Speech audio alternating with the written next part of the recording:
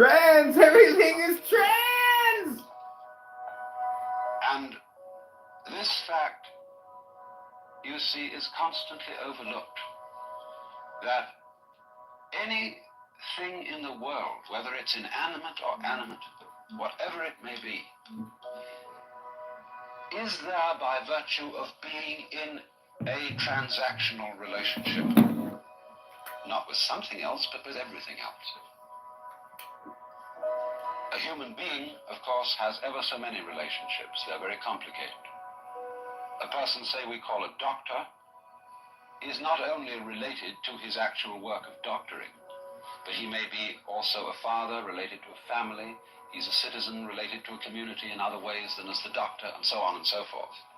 And so we begin to imagine him, as it were, apart from his relationships, as a sort of constant, going through all these different relationships, and therefore in some way different from them all. But this, you see, creates a ghost. It creates a being independent of all the different relationships in which he finds himself. Whereas, strictly speaking, he is inseparable from those relationships. And we can't eliminate them. We can only describe him fully as the entire whole complex. So that, in other words, every organism could be called the behavior of the field or environment in which it is found. Now, this doesn't mean that the organism is something pushed around by the environment and is completely passive and inert, and that everything that it does is simply a response How are you to gonna pay external these stimulus. bills? What bills? Because in a way, the organism is part of its environment. After all, it is an object, a process in nature, in the cosmos, just as much as everything in its environment. There is really no way of separating the two. Instead of speaking, as it were, in this terminology of doers and done-tos, attackers and victims, we simplify things considerably. Just by confining ourselves to a description of what is happening. And as we do this, we get a peculiarly clarified picture of the world, without all sorts of ghosts. And it is in this way that we also begin to be able to have some preliminary intuition or sensation of the meaning of the fact that life is not a problem. In other words, not a contest between ourselves and our environment. This conception of life turns out to be basically phony.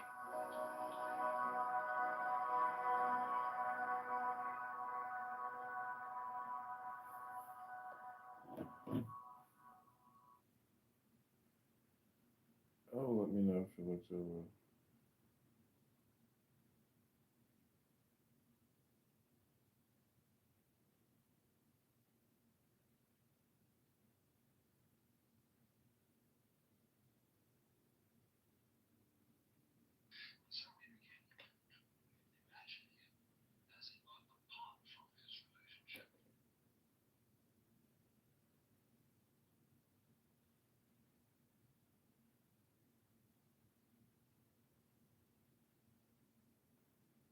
Oh, let me know if oh, they open at 12. Oh, let me know if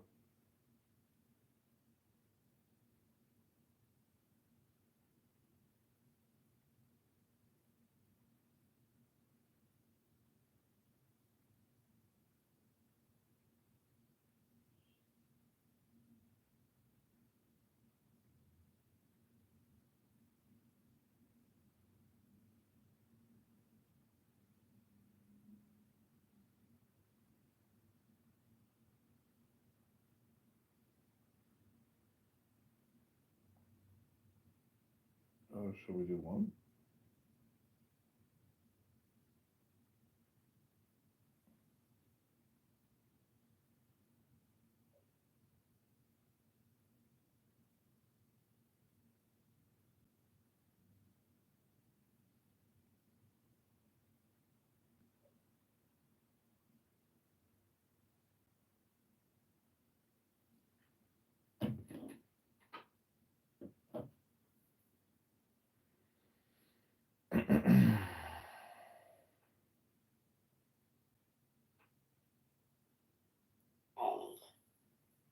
Studies generally report a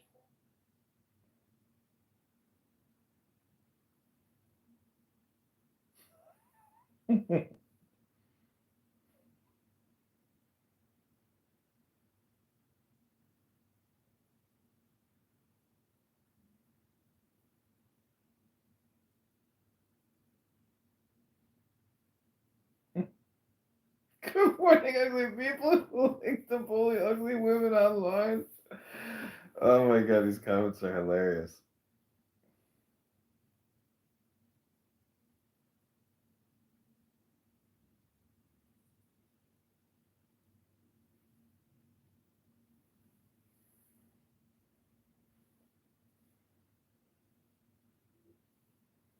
I was saying. Number two, percentage of income variation explained. The percentage of variation in income explained by IQ.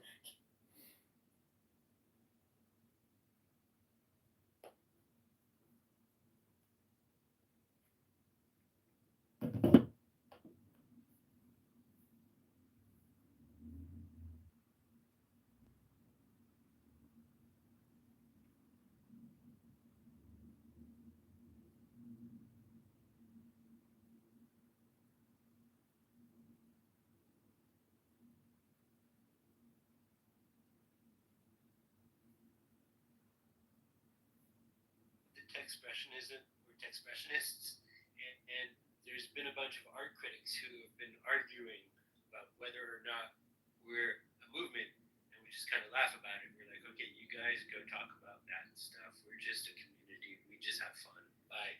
But my point is, we've done a whole bunch. We've done like a virtual museum in this thing that not this virtual space that we were able to get your own gallery. It was like a mega mall with like 4,000 of us. Each one had their own gallery. It was like 3 floors. Um, we did a show in an actual in real world gallery in Southampton, but most of the people went to the virtual version of it, and we had a number of virtual. We recently had there's a group that's called Mona, which is kind of like MoMA, or but not Museum of Modern Art or MoCA, but it's the Museum of Wild and Newfangled Art, Mona, and they put on an amazing virtual museum for about a month. For they handpicked a lot of pieces, and it was just mind blowing to be able to go on little tours. In some of these spaces, we actually would have like 20 or 30 people doing a tour, and they'd stop in everybody's little gallery, and once you're in that world, whether you're on I tried it with an Oculus, and I've tried it also just with the QWERTY keyboard and the arrows, and it doesn't matter because yeah, it's a little bit blocky, but you can zoom in on the pieces, and it's like you're there. And like for some of my pieces, they're like 14 feet long, so it's pretty amazing when you like go up to it and you can be totally immersed in the piece, and it's just a really exciting avenue. And so I mean, it's still a little wonky, but it is kind of, do you have a genuine experience and genuine emotions through this weird mediated by technology kind of quasi reality.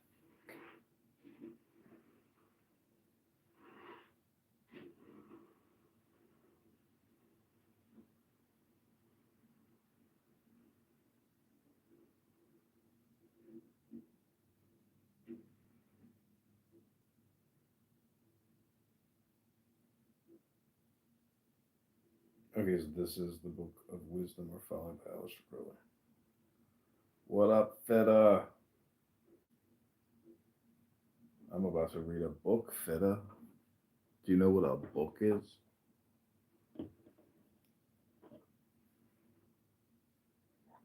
Read a book for me, please. I'm about to read a book to you. And it's pronounced Vita. Vita. Do you know what that means? Do you know what a book is? Me no speak English good.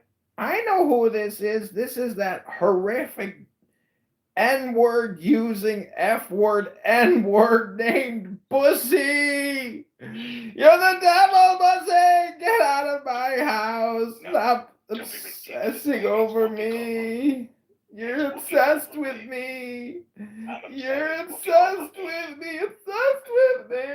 It's Whoopi. It's Whoopi, baby. It's Whoopi Goldberg here. Everything is trans. Everything I ain't is trans. I'm a black trans. woman. I'm a black woman, baby. Transaction. I'll behave, baby. I won't say any swear word. I promise, baby. Transaction. Everything is What are you doing, trans. Okay, so we're about to read just a few pages of this book. I don't know if you know what a book is anymore. You use the N word so much that I doubt you've ever read a book recently. It's probably been many years since you've been in school, and some nice white woman was like, "My little pussy, this is called a book. You're gonna want to read this," and you're like, "Yes, ma'am, I'll read it for you today." But when I get on Clubhouse, I'm just gonna talk all day, use the N word all day, piss everybody off, ruin Edmund's live streams with the N word all the time, fucking ruin 50 fucking videos of mine, fucking driving me crazy. Pizza. Pizza. Pizza! Pizza. Hop on in, baby. Hop on in. Pizza! Pizza. Did you make that? Or what is that? No, that's what the Kate bought from somebody from Georgia, the country I like magistrate. it. Yeah, me too. That's why I put mine. Her PTR is hers, but the one she bought. Great. See you soon. Pizza. Pizza. I got a date. Oh, pizza. What do you think pizza? Yesterday he was reading a book, and every time he stopped, he said pizza. Pizza! He was trolling Diego and Nura again. Oh, good. It was really good trolling. Really good Silence, trolling. please. Silence, please. Silence, please. All right. Silence, please. I have to smoke some weed, drink some beer and coffee, and read you a book. And during the breaks, I need my audience to say, "Pizza!" Pizza. Pizza. That works. And to warm it up, we're gonna listen to the pizza song with Mary Kate and Ashley. Slow down, of course. Here we go. Give me my pizza. That's right. It's Pizza. super giant pizza. Plain. Nothing on it. And I'd like that delivered as soon as possible. Girls, your pizza's here. Thank you. Sisters! It's pizza time! Okay, guys, we've cleaned out the refrigerator. I think we're just about ready to build the perfect pizza. Give me pizza! P-I-Z-Z-A. Give me pizza! P-I-Z-Z-A. Now we're feeling kind of hungry. We got to make a munchies. Time to make our pizza. The big ass munchies. How much pizza do you think we can chow? More than our parents would ever allow. We're gonna make a master pizza. Let's slow it down. Okay, guys, we've cleaned out the refrigerator. I think we're just about ready to build the perfect pizza. Give me pizza! P-I-C-C-A. Give me pizza! I think I might have it sped up, actually. Let me see. Yeah, I have it at 1.25. That's not the way we want it. Do I happen to say I want pizza? Spell it out for me, honest. P-I-C-C-A. I want pizza. Pizza. Hey, are you ready to play?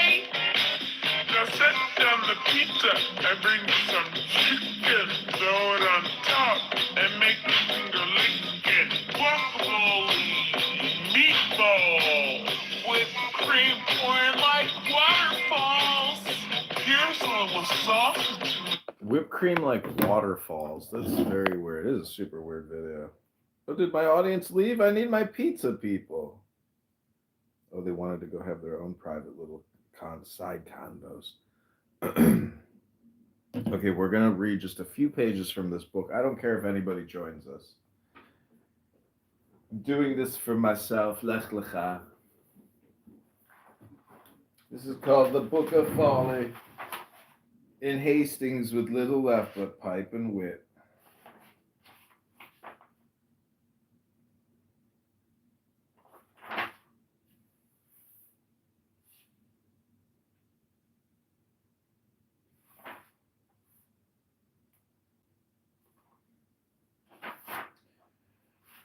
Okay, this is from the editors. This book has had a strange fate. It is one of the masterworks of Crowley, completed at the end of the First World War, March 1918, when the Central Powers were crumbling. On several occasions, it was attempted to publish it twice before it was actually set to print. The last time the printing was completed in England, but the author's death on December 1st of 47 intervened, and the edition was not issued. This is one of Crowley's greatest and deepest books, into which he put his very blood. There's no better way to show the why and how the book was written than to let the author explain it himself. We quote from him as yet unpublished confessions. Liber Alf, the Book of Wisdom or Folly, was intended to express the heart of my doctrine in the most deep and delicate dimensions. It is the most tense and intense book that I have ever composed. The thought is so concentrated, and if I may use the word nervous, that both to write then and to read now involves an almost unbearable strain. I remember how I used to sit at my desk night after night. It was the bitterest winter that had been known in New York for many years. But even if the central heating had been the flames of hell itself, I doubt whether I should have been warm. Night after night I sat all through rigid as a corpse and icier, the whole of my life concentrated in two spots. The small section of my brain which was occupied in the work, and my right wrist and fingers.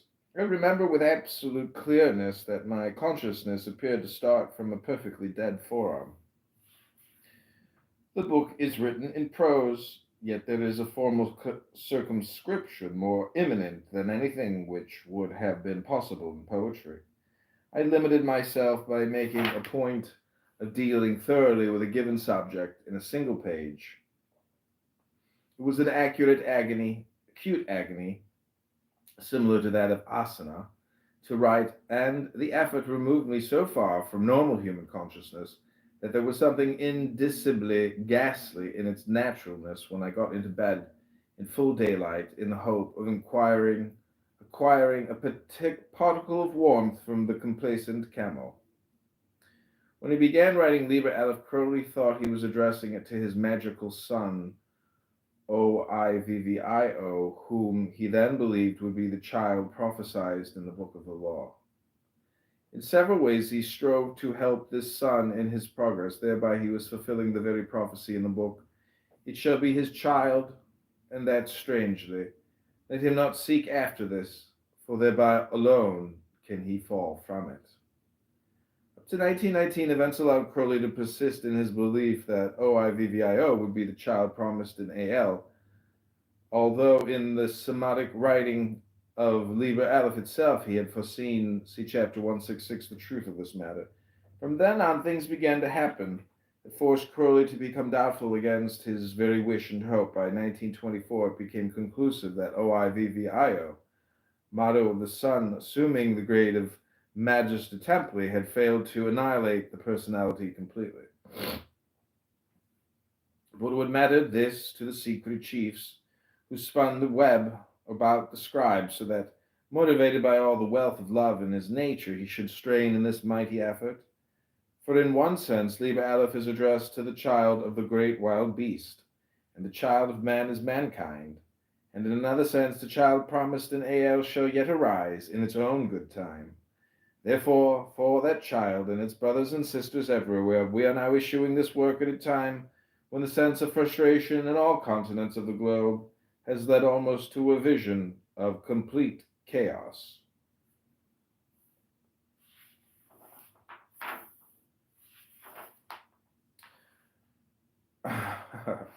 There are so many chapters. Let me just read to you the first 10. Apologia on the Kabbalistic art, on the correcting one's life, fables of love and history, a final thesis of love, on perceiving one's own nature, more on the way of nature, how one should consider one's nature, on dreams accidental, on dreams natural, on dreams clothed with horror, on dreams continuation, on dreams the key. It's very expansive. It goes on and on and on and on. So what we'll do is we'll let our magic finger guide us to the page that the Master Therion wants us to read. Here we go. Okay, it's called Dr. Arcano Nefando. O my son, learn this concerning magic, that the yang moveth, and thus giveth itself up eternally. But the yin moveth not, seeking ever to enclose or restrict, reproducing in its own likeness what impression soever is made thereon, yet without surrender. Now the Tao absorbeth all without reproduction. So then let the yang turn thereto and not unto the yin. And that thou mayst understand this, I say, it is a mystery of Otio. For the sun ariseth not and entereth to strike upon the high altar of the minister by the great western gates. But by the rose Oriel doth he make way and progress in his pageant. O my son, the doors of silver are wide open, and they tempt thee with their beauty. But by the narrow portal of pure gold shalt thou come more nobly to the sanctuary. Behold, thou knowest not how perfect is this magic. It is the dearest, bought, and holiest of our arcana. What then is like unto my love toward thee, that bestoweth upon thee this treasure of my wisdom? My son, neglect it not, for it is the exorcism of exorcisms, and the enchantment of enchantments. De arcano per quod spiritus quidem in corpore recipiatur. Here now is another formula of power. Good to invoke any being to manifest in thyself. First invoke him by the power of all thy spells and conjurations, with mind concentrated and will vehement toward him, as I have written in many books. But because thou art Nemo, thou mayst safely invoke him no matter of what nature, within thy circle. Now then, do thou confer on him as the guerdon of his obedience the dignity of a soul-seeking incarnation, and so proceed to consecrate thine act by performing the Mass of the Holy Ghost. Then shalt thou, spirit, make himself body from those elements, and thou partaking thereof makest thine own body his machinery of manifestation. Thus mayst thou work with any spirit soever, yet this shall serve thee most in common life. Also the qualities are well defined in the cards of the tarot, so that thou hast a clear-cut means of developing thy powers according to the need of the time. But learn also this, to work constantly under the guidance of thine holy guardian angel, so that thy workings be always in harmony and accord with thy true will.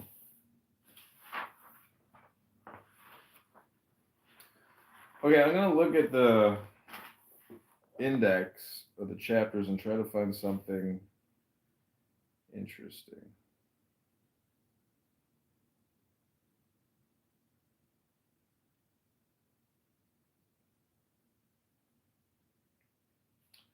Okay, this is called On How to Teach.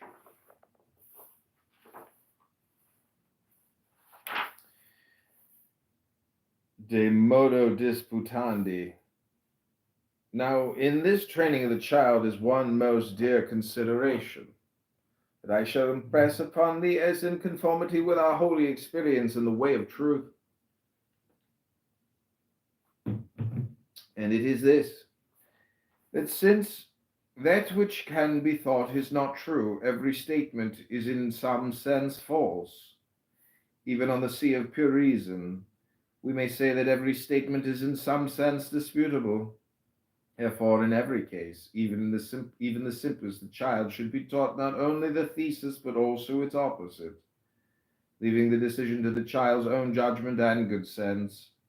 Fortified by experience in this practice will develop its power of thought and its confidence in itself and its interest in all knowledge.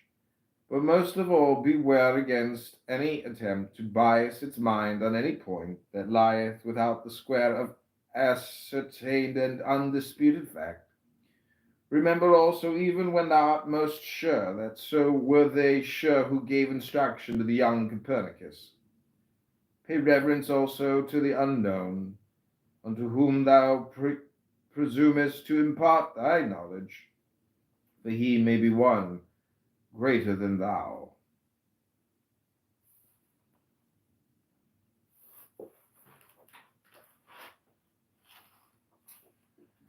Okay, let's find another one. Okay, this is called on the alchemical art.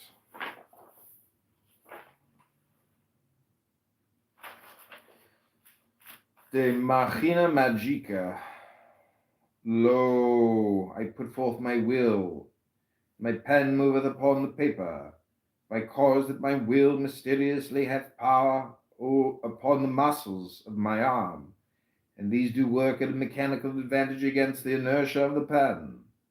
I cannot break down the wall opposite me, by cause that I cannot come into mechanical relation with it, or the wall at my side, because that I am not strong enough to overcome its inertia. To win that battle I must call time and pickaxe to mine aid. But how could I retard the motion of the earth in space? I am myself party of its momentum, yet every stroke of my pen affecteth that motion, by changing the equilibrium thereof.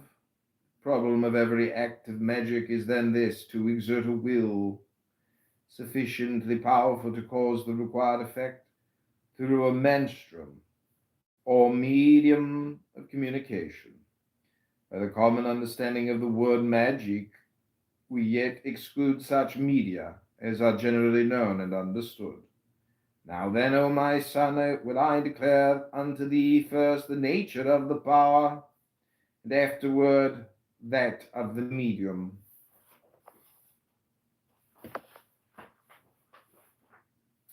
It's amazing. There's like nothing new under the sun. All these terms are just like modern day terms. All right. Up next, we shall read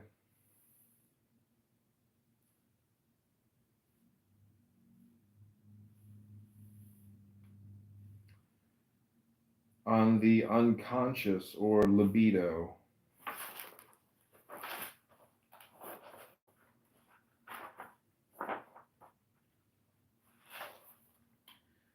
De libidini secreta. It is said among men that the word hell deriveth from the verb helon, to hella or conceal, in the tongue of the Anglo-Saxons. That is, it is the concealed place. And this, since all things are in thine own self, is the unconscious. How then? Because men were already aware how this unconscious, or libido, is opposed, for the most part, to the conscious will. In the slave ages, this is a truth universal, or well nigh to it. For in such times, a men, compelled to uniformity by the constraint of necessity herself, yea, of old it was continual siege of every man, of every clan, of every environment, and to relax guard was then self-murder, or else treachery. So then no man might choose his way until he were hunter, fighter, builder, nor any woman. She must first be breeder. Now when the growth of states by organization came, stealthily stepping, he stood in security against the grossest perils, so that a few men could be spared from toil to cultivate wisdom. And this was first provided by the selection of a caste pontifical. By this device came the alliance of king and priest, strength and cunning, fortifying each the other through the division of labor.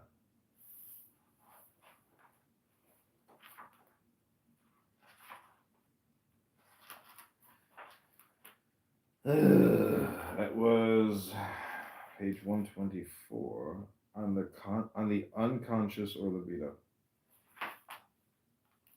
Okay, this is called On the Lion.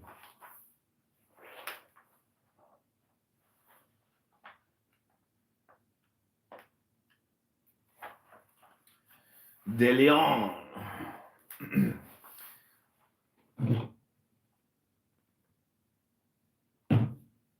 Of the lion, O my son, be it said that this is the courage of thy manhood, leaping upon all things and seizing them for thy prey.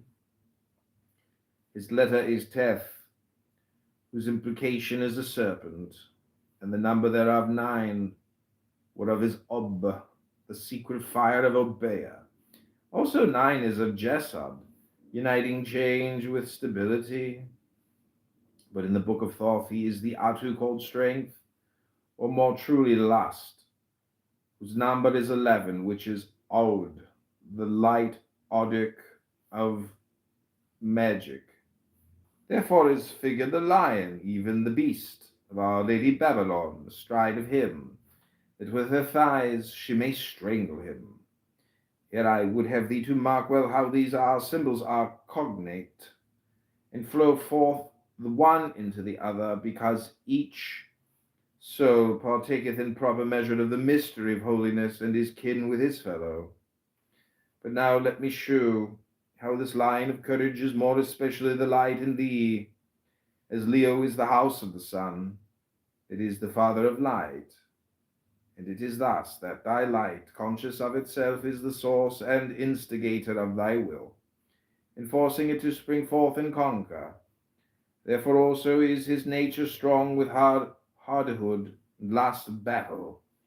Else shouldst thou fear that which is unlike thee, and avoid it, for that thy separateness should increase upon thee. For this cause, he that is defective in courage becometh a black brother, and to dare is the crown of all thy virtue, the root of the tree of true magic.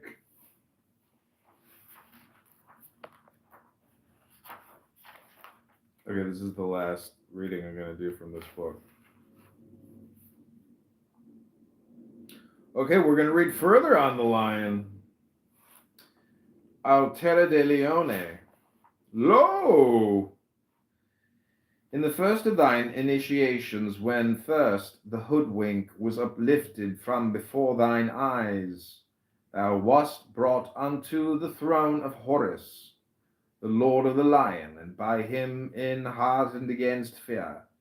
Moreover, in minutum mundum, the map of the universe, it is the path of the lion that bindeth the two highest faculties of the mind. Again, it is Mao, the sun brightness of high noon, that is called the lion, very lordly in our holy invocation. Second, Our Lady is figured as a lioness, for that she is that lust of Nuit toward habit, which is the fierceness of night of the stars, and the necessity whence also is she true symbol of thine own hunger of attainment, passion of thy light to dare all for its fulfilling. It is then the possession of this quality which determineth thy manhood, for without it thou art not impelled to magic, and thy will is but the slave's endurance and patience under the lash.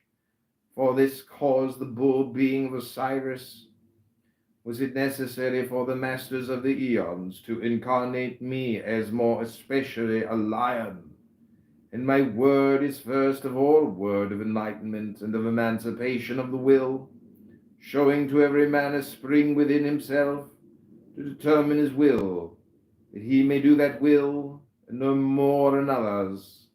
Arise, therefore, O my son, arm thyself, haste to the battle.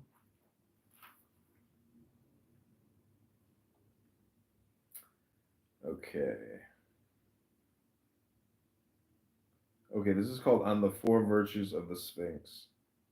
And then I'll read the last entry on the last oracle.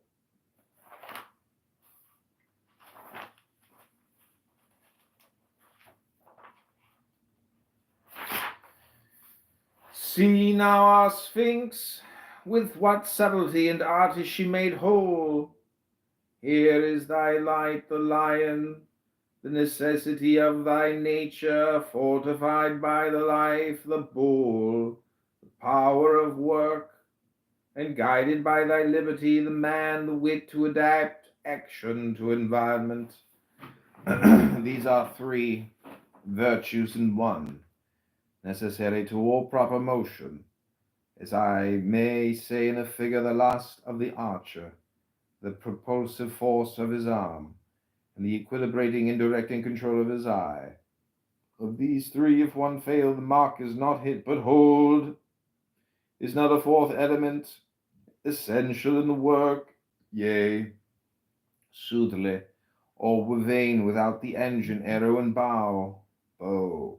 This engine is thy body, possessed by thee and used by thee for thy work, yet not part of thee, even so as are his weapons. To this archer is my similitude. Thus is thy dragon to be cherished of thy lion. But if thou lack energy and endurance of thy bull, thy tools lie idle. And if cunning and intelligence, with experience also of thy man, thy shaft flieth crooked. So then, O my son, do thou perfect thyself in these four powers, and that with equity.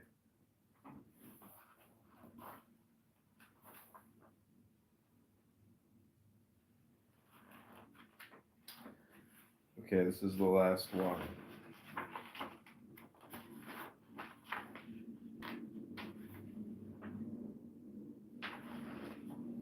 De oraculo sumo, on the last oracle. And who is this pure fool?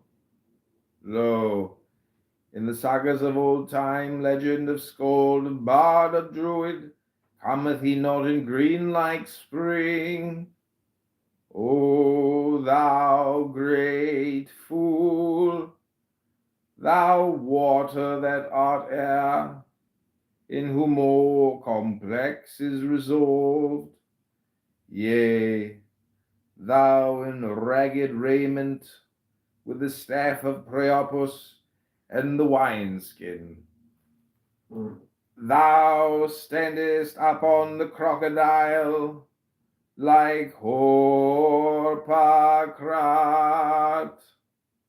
and the great cat leapeth upon thee.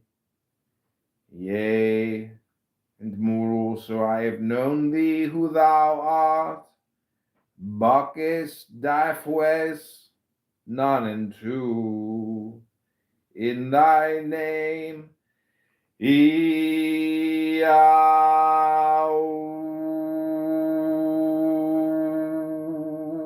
Now at the end of all do I come to the being of thee, beyond, by coming, and I cry aloud my word, as it was given unto man by thine uncle, Alcofribas Nazia, the oracle of the bottle of Bacbuk, and this word is trink. But in the antient right spelling, this is Trinu, whereof the number is the number of the name of me thy father, to wit 660 in 6. Love is the law, love on the will, 666, and XIV, sold in eddies, Luna in eddies.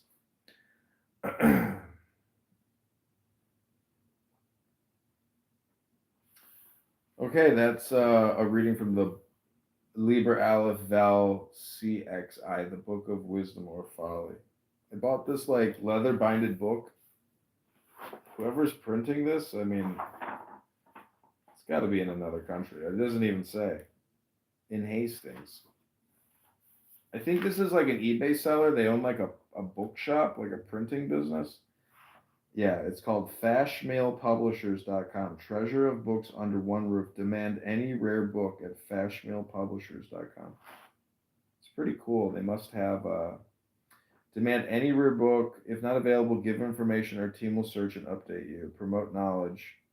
If any rare book which is not available at Fashmail Publishers, offer it to other readers so that others can also be benefited with it. This book will be printed with your courtesy.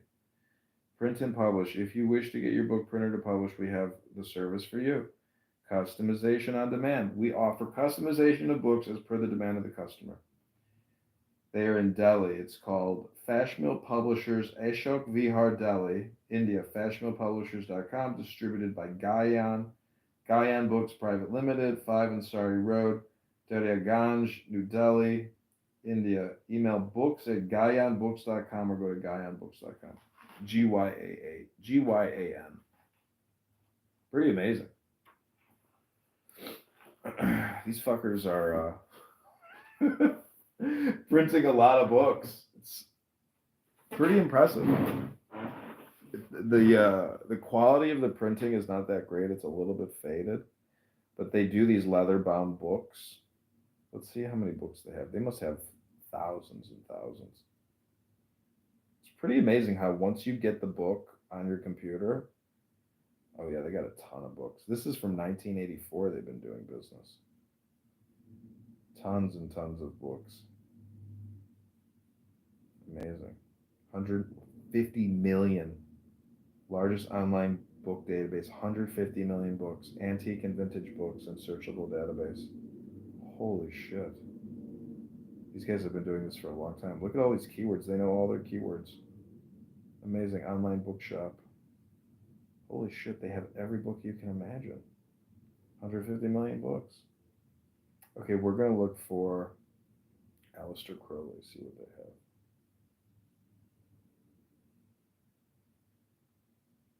$188 books. The complete works, collected PDFs, Liber T, Liber 777.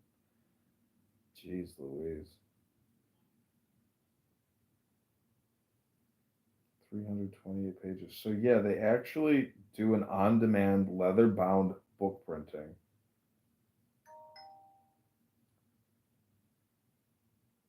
And they also sell on eBay.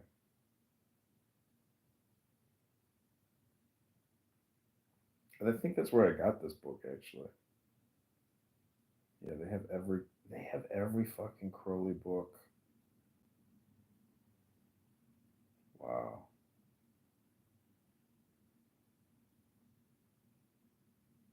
I wonder how they got all the rights to print these.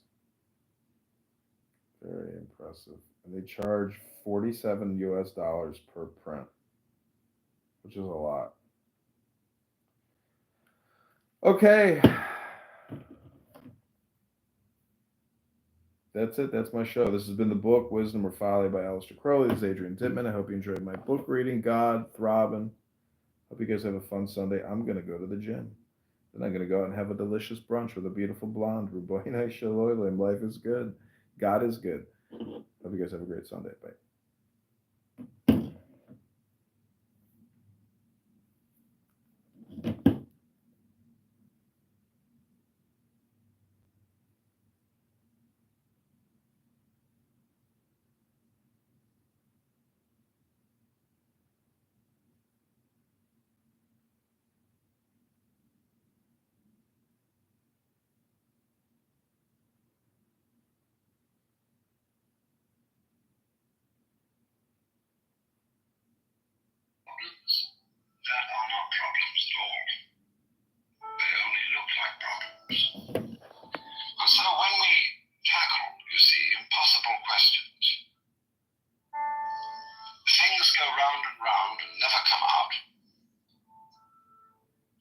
Now, take for example some of the many ghosts which haunt our minds.